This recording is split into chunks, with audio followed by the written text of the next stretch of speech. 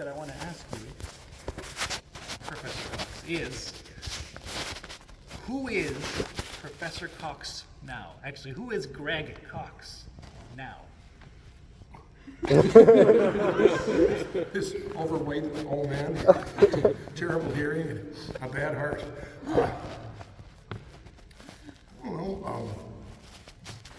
That's a hard question. I think I'm just the same person I've been for a long time. I mean, not knowing what the questions were going to be, I sort of been brainstorming things in my head. And I told you not to prepare. no, I know, but I mean, I think that I've changed my teaching a bit, but also because the school has changed and the business has changed.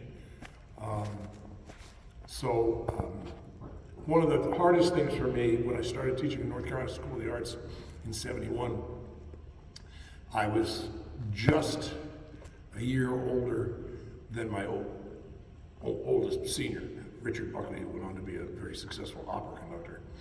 And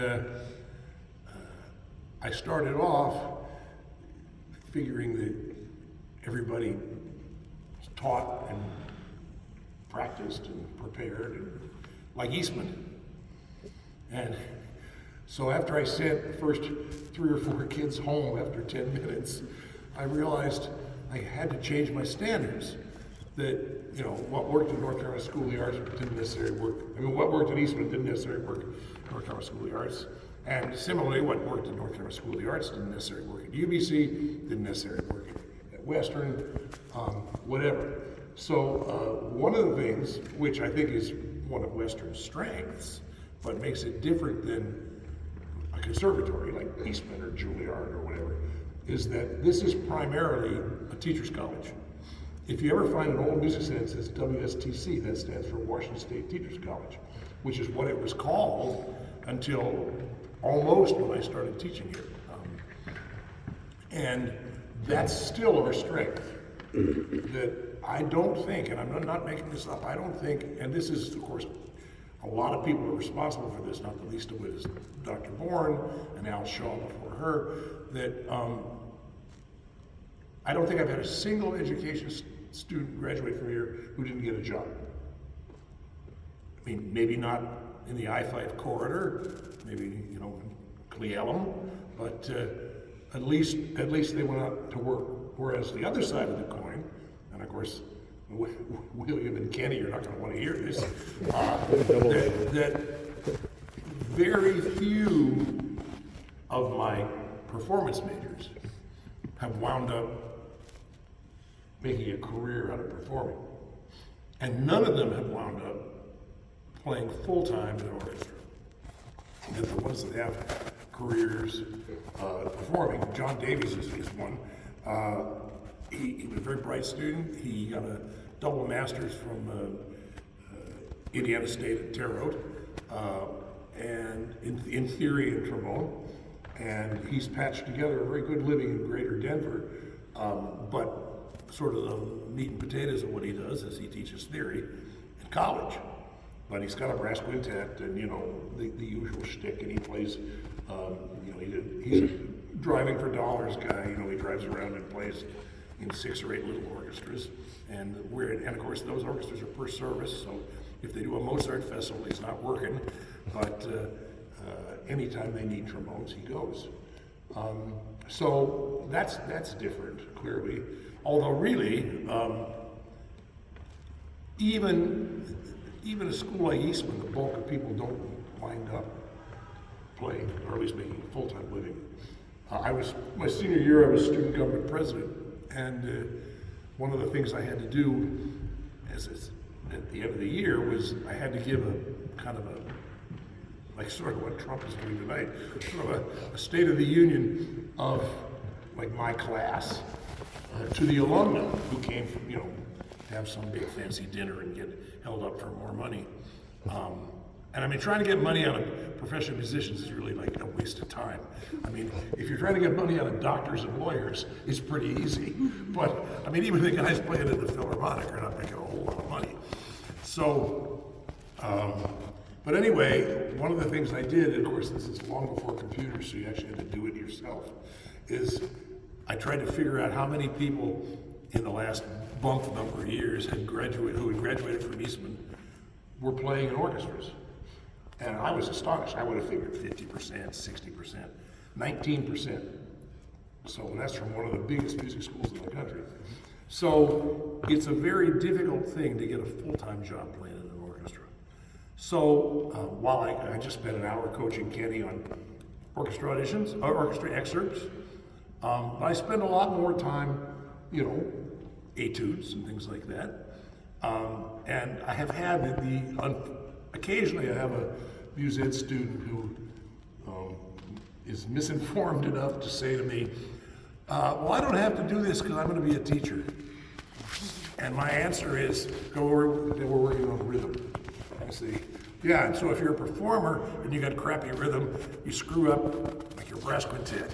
If you're a teacher and you got crappy rhythm, you screw up 60 or 80 kids every year for 20 years. So the potential for disaster is much higher if you're a teacher than if you're a player. So when I came here, the clarinet prof, Gene Zorro, who had also gone to Eastman, plug, said that he felt we were teaching, I think what he called the 3 T's and an S, yeah. Tuning, time, technique, and style. And that really is what I try in the studio to work on.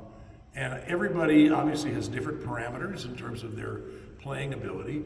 And there are lots of things that factor into that, physical things and the way you were brought up and whether you studied privately when you were young and whether you're playing on a good horn versus a not so good horn because you or your family doesn't have a lot of money.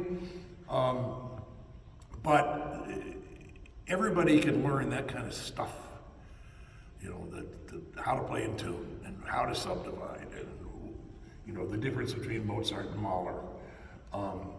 So I have to admit that I was a terrible theory student initially at Eastman. I flunked freshman theory, first semester freshman theory, and of course in those days we were in Vietnam, so I was on student deferment, and so my wonderful advisor said to me, well, take it again, second semester. But he said, if you don't pass it this time, you get thrown out. He said, it's the rice paddies for you. So no pressure, So I really did bear down in my theory the second time around. And I wound up being a pretty good theory student. But initially, I didn't see, and I was telling one of my music minors today, I didn't see the correlation between having to sit in a classroom and look at this book or do part writing on the board or whatever and playing my horn, which is all I really wanted to do. But the older I got, the more I saw there was a very direct correlation, and that this was a part of scholarship, unlike having to learn physics and trigonometry in high school, that I could actually put to use and see some practicality to it. So I think that's changed a lot. I mean, definitely, I was thinking about this for sure. Western has changed unbelievably. I mean, in so many ways. One of the good ways is when I started teaching here, everybody wore a coat and tie. And it wasn't really until Dr. Bianco, who said, let's get rid of these dumb ties, that we didn't have to wear that stuff. So, which I think is a wonderful thing. Similarly, we used to have to, including the students, had to wear tuxes, for the men, had to wear tuxes to perform. And I was a big fan of switching to all black, although I think at times it looks like an assembly of cat burglars. But I think that it's good that we don't have all this. And you don't have to buy something that you're hardly ever going to use. That if you're wearing all black, you can use that everywhere. And it also gets rid of the fashion show aspect of it, that everybody's wearing the same thing and So we, I think, as part-time faculty, have lost some things which we had initially, and we didn't even really know that it was a big deal. Like, we used to get free parking right in the back. only on the day you taught. I taught in those days just Tuesdays from 8 to 6 with no break, because that was the only day I had off from the orchestra. I never thought it was a big whoop that I got a parking space, you know. And now, of course, either you're paying a fortune or you're parking in the free lot with the old abandoned hospital and taking the bus up to school like I am. And similarly, we were paid extra in a separate check for juries, which were not mandatory for part-time faculty. And so all that has changed, and I don't know that that's necessarily for the better. We do have way more participation in sort of the process of running the school, like auditions, juries, some kind of discussion at least about the direction of curricula. But the budget for non-student performance has basically disappeared. That we used to get paid for recitals. I played 3 recitals in the first 10 years I was here. You know, night recitals, a big whoop.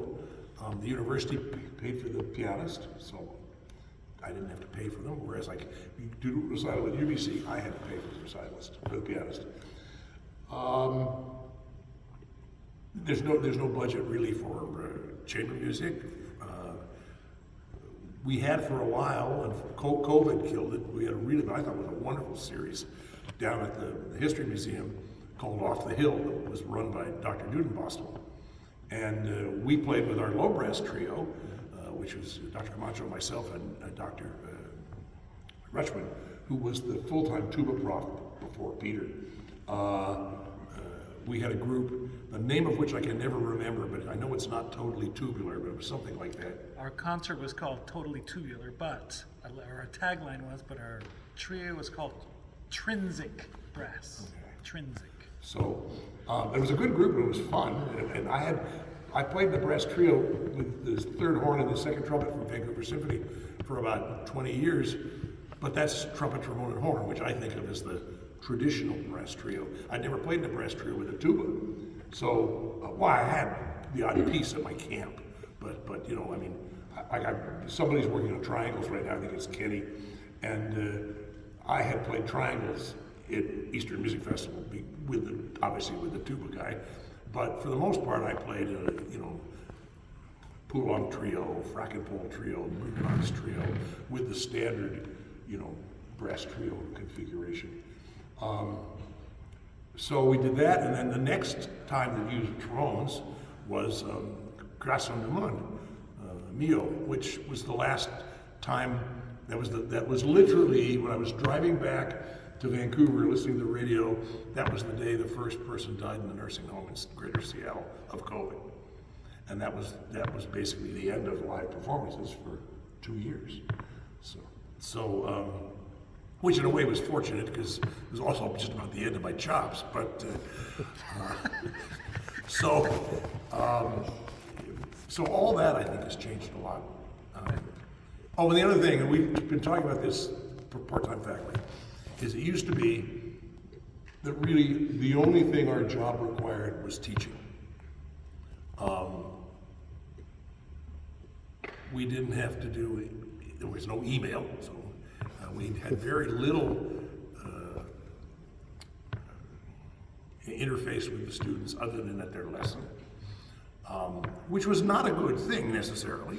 I mean, Mr. Remington used to sit, Eastman has a big central main hall, and Eastman is basically 2 buildings, but Mr. Remington taught 9 to 5, 5 days a week, except he took an hour for lunch at noon, and either he went out, and frequently, if he were in the right place, he'd bring a couple students along and he'd pay the bill, or he ate in the little cafeteria downstairs, which was called Fingal's Cave after the Mendelssohn overture. And then he would go and sit in the main hall for about half an hour and smoke his one daily cigarette. He had been a smoker back before anybody knew that smoking was bad for you. And sort of hold court. But you knew you could find him, and you could ask him a question about, my rotary valve won't move, or, I need a piece for this, or I got hired to play thus and such orchestra piece, you know, and he would give you practical advice outside of your lesson time. So I think there's some good to that, but and of course I'm the world's worst when it comes to the computer. I can't type. To me, it's onerous. And I think even the people that are relatively good at it think, the part-time people think it's a bit onerous, because one thing you'll find out if you're a freelancer is the only thing you have to sell is your time. And once you've sold your time, it's gone.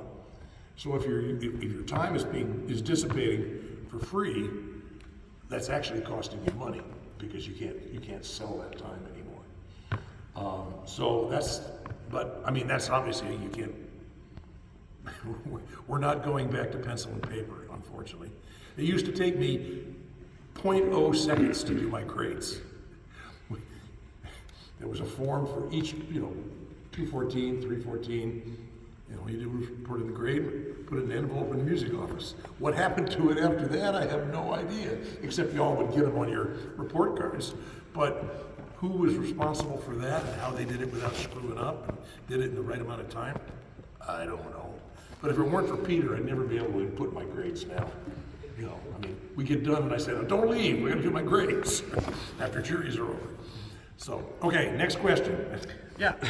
Well, first of all, 15 minutes.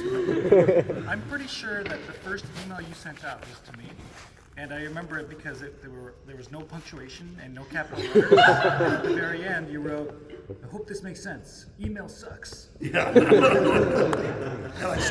I still would close the same way if I were able. So, Greg, you've in your life, you've gone through so many different roles, many of them happening at the same time. And I'm talking about professional roles, but also in your personal life too. So you've had a professional performing experience, teaching experience, both high school and also college level students. You've been on the picket line for union negotiations, and you did that often with Vancouver Symphony. And then also in your personal life, you raised a daughter who is now grown. And also with your health issues, your wife has gone through a cancer. It continues, maybe. She still has it. Through a cancer diagnosis. And then for you, you've been having heart procedures over the last few years. Just had another one a week ago Friday. And surgery on your eyes. And of course the pandemic, you had to go from doing zero computer work to all of a sudden having to learn how to send an email. And actually...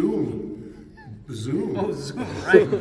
You Zoomed your... I had to Zoom all my students, and I had to Zoom methods class. That was just like, 4 or 5 people trying to learn to play the trombone in their bedrooms, and I can't even really see their hand position, right? Because it's... You studied with perhaps the most renowned trombone pedagogue of the 20th century with Emery Remington. In fact, you might be, dare I say, the last active teacher who studied directly with Emery. Yeah, Jim Pugh, who's teaching at Illinois, studied 3 years out of 4 with Remington. And Remington passed away, and he studied the last year with Don Knob. And he's primarily teaching jazz, because he still plays with Steely Dan, but he was on Woody's band and all kinds of great jazz player. A year behind me in school. But yeah, Ralph doesn't teach full-time anymore. Ralph Sauer, former principal in LA, he still does some master classes and stuff. He's moved to a smaller horn and a smaller mouthpiece, but he's having a lot of respiratory problems, so he's not really playing. He gave a master class here when he was still playing, and it was tremendous. It was a great class, and he's gotten much more personable as he's gotten older. When I was a student, he could really be a turkey. He was older than me. He was already out of school, but he'd come to visit, as most of Remington's students did. He was not a very welcoming person to younger trombone players. So with all of these experiences, good, bad, neutral, changing, the world changing, and you needing to adapt to it, going back to who is Greg now, what would you say is what's important in your life now? I don't know. I mean, probably the same things. I mean, one of the things that's scaring me about retirement is I have no hobbies. I mean, drinking beer doesn't count. So I'm too old and slow to chase women. So there's not a whole lot left. So I don't know what I'm going to do when I'm retired. My wife segued right away into an amazing amount of artistic stuff. Photography and gardening. She's a British Columbia Master Gardener, which is a big 2-year program with exams and community service and all kinds of stuff. She's become a very, very good artist. I mean, we have some of her paintings in our condo, and along with paintings by quote unquote famous artists. And of course, I know nothing about art, but I mean, to me, I can't tell the difference.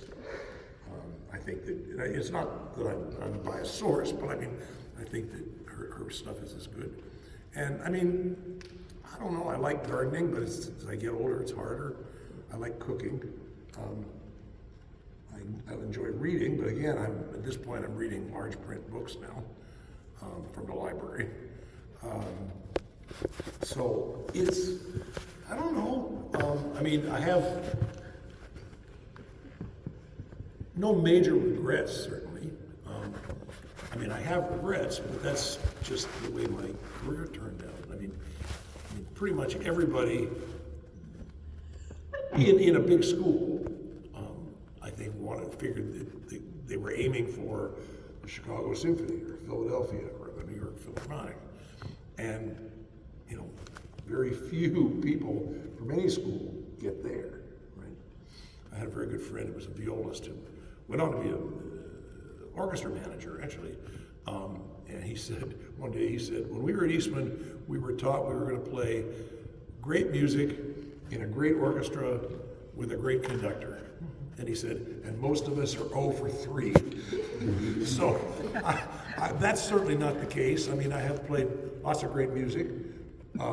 There's some things I would have liked to have played that I've never played, some huge things I've never played a big opera. I've never played a Wagner opera, for example. I've played all the little snippets that you play on stage. But unlike Seattle Symphony, we don't play the ring cycle. So I've never played that.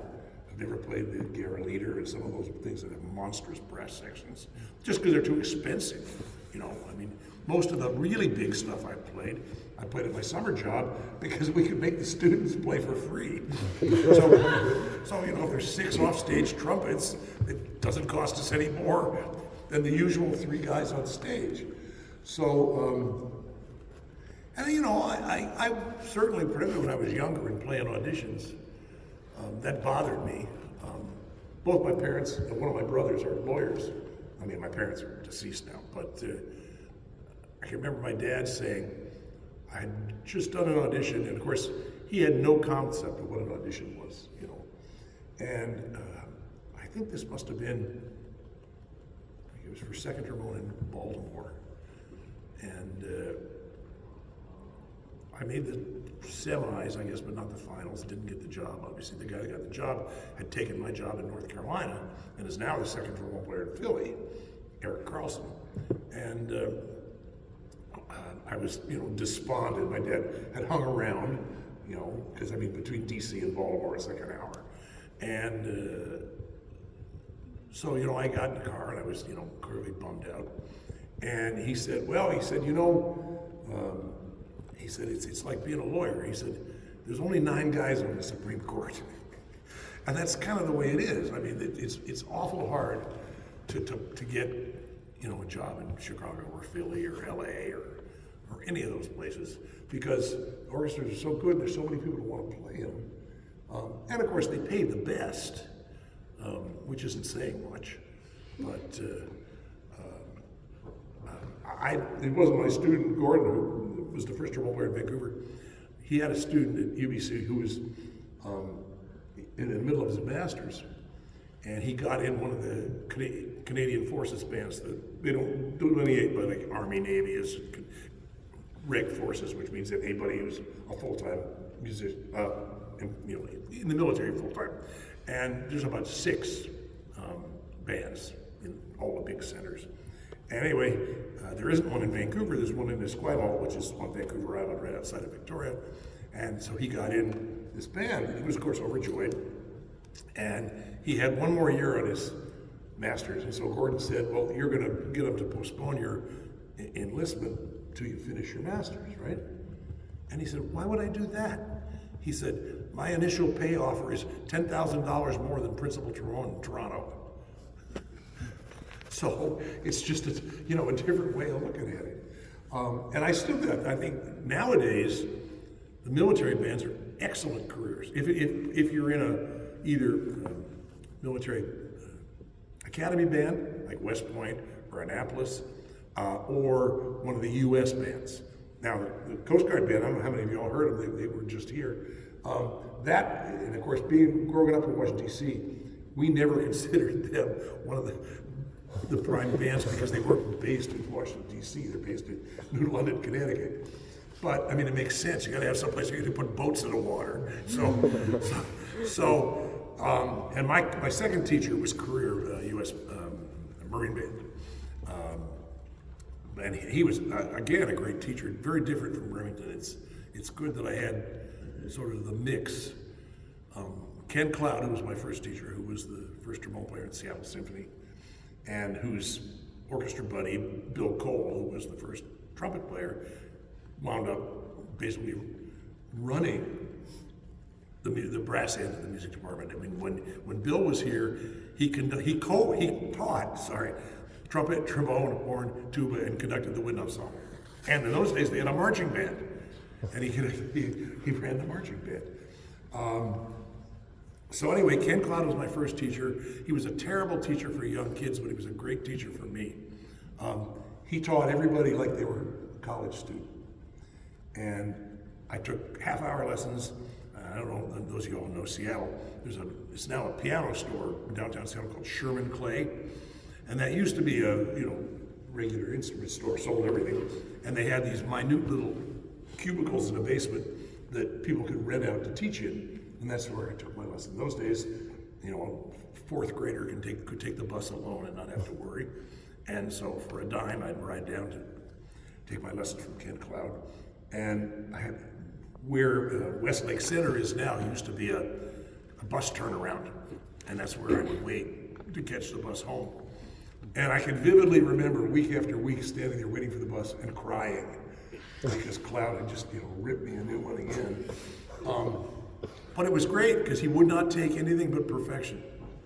And so I still have the little flip folder that he used to use for assignments. And you can see like Arbin's 25, bum, bum, bum, bum, bum, bum, bum, bum, bum, like 8 weeks in a row because he didn't think I played it well enough. And so for most kids, that's a terrible way to teach them. They get bored, they get pissed off, they want to play music, they want to play tunes, they don't want to play Arbins, for God's sake. It's like watching paint dry. So, but for me, it was great. And so one reason that I have, I think, such a strong marcato tongue and such good slide technique is that Cloud beat it into me. My second teacher, Sergeant Gray, was sort of, he was also very technical, but he was more technical in a big sense, like, what you're doing with your muscles and stuff like that. I have some very weird looking diagrams that he made in multicolored pen. He almost wrote in multicolored pen of like, our physiognomy, and particularly the physiognomy of the Amisher. Remington, of course, was the complete opposite. If it sounds good, you're doing it right. If it sounds bad, you're doing it wrong. I have a very unusually low Amisher set. I mean, I've seen lower, but I've talked to my students in class too about sort of the textbook Amisher, which, if you look at the pictures, like the Arbin's book or the Mantilla Trombone Virtuoso, it's like 2/3 upper and 1/3 lower. And if you've ever seen that Farkas book upstairs, where he travels around the world with a visualizer. You will see some of the world's worst amateurs on guys playing in Berlin, and you name it. But so, as a young student playing all-state auditions, which would be like, I don't know what they call them here, it's in Washington State, it's something different, but it's the same, yeah, it's the same deal. And that was how, you played your solo. At first you played at the county level, and then if you got a 1, you played in the state level, and then they pared down from that to who played in the all-state orchestra and the all-state band. And so for trombone, it was probably a total of 10, 11 maybe. Frequently the judge would say something about, you should think about moving your embouchure and set off a low. Or sometimes they'd even have me try to, bring the mouthpiece up and play something. Of course, it always sounded like I was killing small animals. So anyway, when I went to audition for Remington, of course I was scared to death because that was my first choice school. I only auditioned live that in Michigan. I sent tapes to every place else. And tape in those days was a big old reel-to-reel thing that you mailed. So he said something, auditioning for him was like a lesson. It was an hour. And he started you, obviously you'd already warmed up, but he started you with his warm-ups. And he'd sing along, because of course he hadn't played in, 15 years or so when I studied with him. When I started studying with him, he was a year older than I am now. So when he died at 80, after teaching a full day. He said something to me about my embouchure being low. And I'm 17 or 18 years old, and I'm nervous as hell. And I started just jabbering away. Well, if you want to change it, that's fine with me. I mean, that would be a good time. I'm a college freshman, what better than... He looked at me and said, Joe, it works. I don't see any reason to change it. And that was his whole approach to everything. He called all the guys Joe, too. And all the women Josephine. One of my favorite Remington stories. This is in a book they did about him. My parents were very formal people. And when they drove me up to Rochester and left me off, they said, now, if the person has a doctorate, you call them doctor. And everyone else, you either call professor or Mr. Okay? All the upperclassmen called Remington Chief. That was his nickname. And there was a piece written for him called Stardust for the Chief, and on and on and on and on. So I was calling him. He never said to me, you call me Chief. So I was calling him Mr. Remington or Professor Remington. And he would always call me Joe. He would say, all right, Joe, let's start with some Roshu. And so finally, after about 6 weeks, I thought he didn't know my name. So he had 8 freshmen. It'd be possible. I'm terrible with names. So I decided that when the time came to just tell him that my name was Greg. So he goes, all right, Joe, let's do some Blazevich. And I said, Professor Remington, my name is Greg. And he looked at me for the longest time. And then he said, I know that, fathead. So he just called everybody Joe, because he was just starting to get a little forgetful. He wasn't forgetful in a big sense. But you'd come in with your pianist for your junior recital, and he'd say, well, what's this for? And I'd say, well, Chief, it's for my junior recital. And he'd say, I haven't signed the paperwork for that. I'd say, yeah, you have. You did it a month ago. But all the important stuff he remembered. I got to tell one more great Remington story. He was just an unbelievable judge of whether you needed to be elevated or stepped on. And so I would come in sometimes trying to play something from the Bach cello suites, and I worked on it all week, and it just sounded awful. I've never had great, F attachment technique anyway, nor a particularly great low register. And I knew it was pretty lame, when I'd play it. He always could find something good.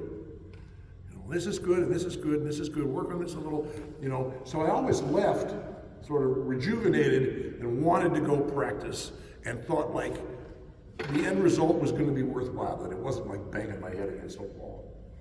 So every musician, well, all the students at Eastman were very competitive. And one of the things we competed for, because we were all poor, was gigs. And so, you know, get to play extra with the Rochester Philharmonic or whatever. It was a huge deal. So I got hired to play. They did, the only opera Rochester did was in the summer. It was outdoors. It was called Opera Under the Stars. They had this beautiful outdoor bowl, sort of like the Hollywood Bowl. And of course, it was a union gig. And I got hired to play lead. And so it was a good bit of work. It was like, you know, 4 operas over 8 or 10 weeks. And I guess, although I really do not remember this, I guess I mouthed off about the fact that I did this. And so it got back to Chief. And so I come in one day, and he says, I think we'll sight read. So I said, okay. So he gets these opera excerpt books, half of which are in Cyrillic. So I could be playing Aida, and I have no clue, because there's like 3 backward R's and an X, you know. So we started, and most of the stuff I'd never even seen. He kicked it off at performance tempo. We played it through once, and he turned the page. This was like the world's longest hour, because I just sounded awful. And we finished, and he said, not quite ready for the Metropolitan Opera, are we? See you next week. So I learned my lesson. Keep your mouth shut. All right? Yeah, okay.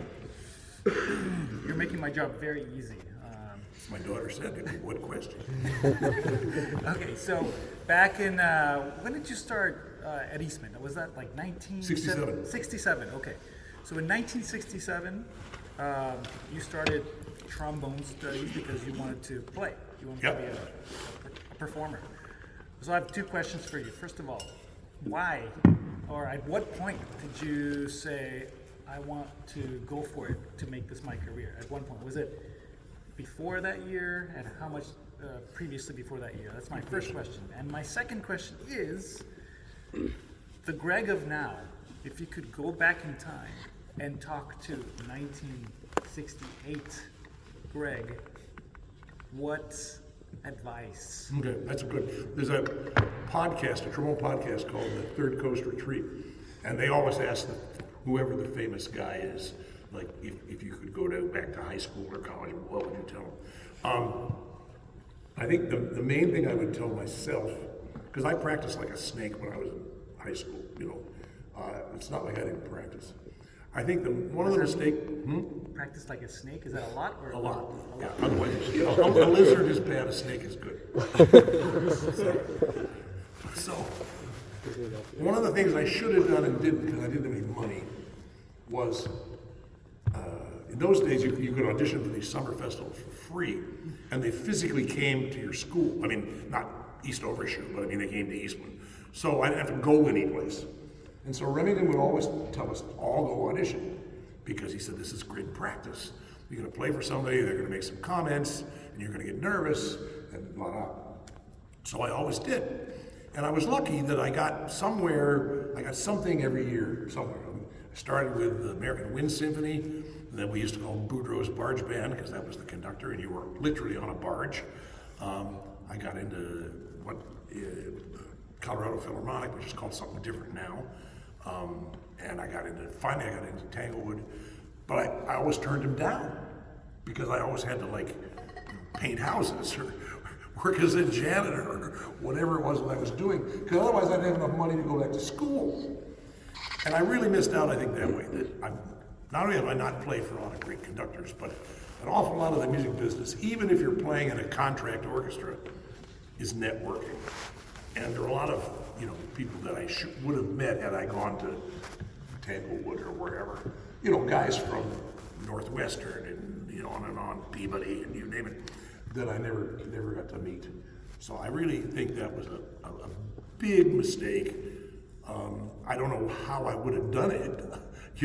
I guess I could have tried to get loans. But I mean, otherwise, if I didn't work my way through school, I wasn't going to school. So the other question, what was it? The other question was a better question. What was that? It was longer too. The first one. The first one? Oh, the first one was just when did you? Oh yeah. When, okay, so You wanted to go to Eastman for trombone. so I think I always wanted to play the trombone from when I was. Actually, I had to do it someplace. They asked me this question before. I said, like, once I stopped wanting to be, a fireman or drive a train, I knew I wanted to be a musician. My first teacher, Ken Cloud, in addition to being the first trombone in Seattle, of course, Seattle in those days had a very short season, he also ran a little society band. And he had the weirdest double. He played trombone and bari sax, which is not a double you see very often.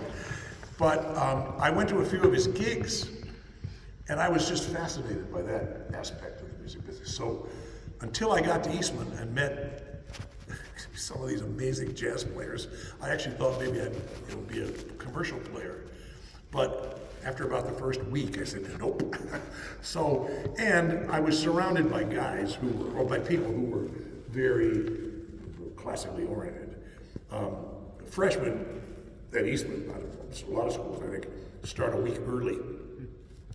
And they would pick a few sophomores who would kind of lead you around and tell you, what to do in the library or whatever.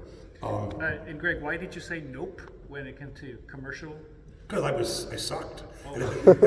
These guys were just, you gotta remember, I was at school like with, Chris Vidal on saxophone, Bill Reichenbach on trombone, Pugh on trombone, Stevie Gadd on drums, you name it, just amazing, Jerry Nywood on saxophone, just some amazing players. So, my roommate, who I still speak to a lot on the phone, who was a tremendous jazz player, became primarily a jazz educator because he couldn't make a living really playing. He wound up running the jazz program at Texas at Austin, and eventually it was like the vice provost, sort of like Dr. Camacho. He got, moved up, but he's still gigging a little bit. But like he says, if you're a jazz player, you never retire. The phone just stops ringing. So. But anyway, so once I got there, and the part of the story I was going to tell was that we were there this freshman week. And so all the trombone players, a cliquey bunch anyways, we all ate meals together in the dining hall.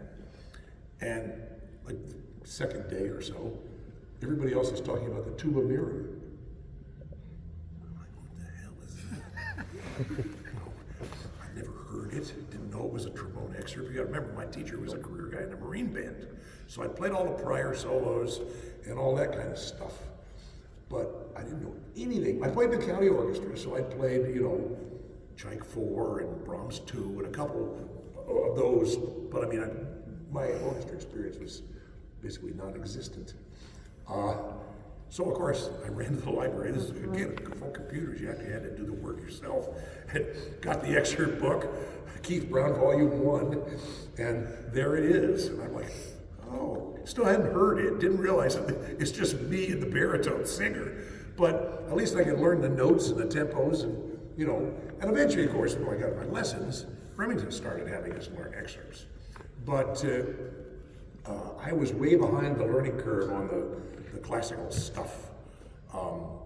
And partially it was my fault. There's another thing I feel a little sorry about.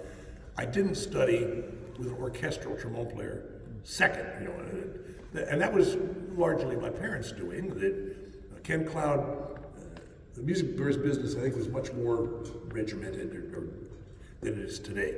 He didn't know a single trombone player in Washington, D.C., because my mom asked him who I should study with. I said, I got no idea.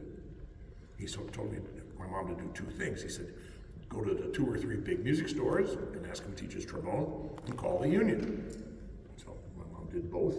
And we did get a couple names from the guys playing in the National Symphony, and I don't know why we wound up with Sergeant Gray. Maybe because he was close, maybe he was cheap, I don't know, or cheaper. So I think that was, most of these other guys had studied with, people that were symphony players. So, I'm thinking about William because he said something earlier on. He's a double major. That when I went to audition for Eastman, I wanted to be a performance major. And my parents and my teacher in high school wanted me to get a degree in music ed, which is what I wanted to get. So, I said to him, he made it pretty clear that I'm going to be accepted. And so I said to him, well, I want to come in performance. And he said, why do you want to do that? And I said, well, I want to be a player. He said, so why can't you be a player if you have a degree in music education?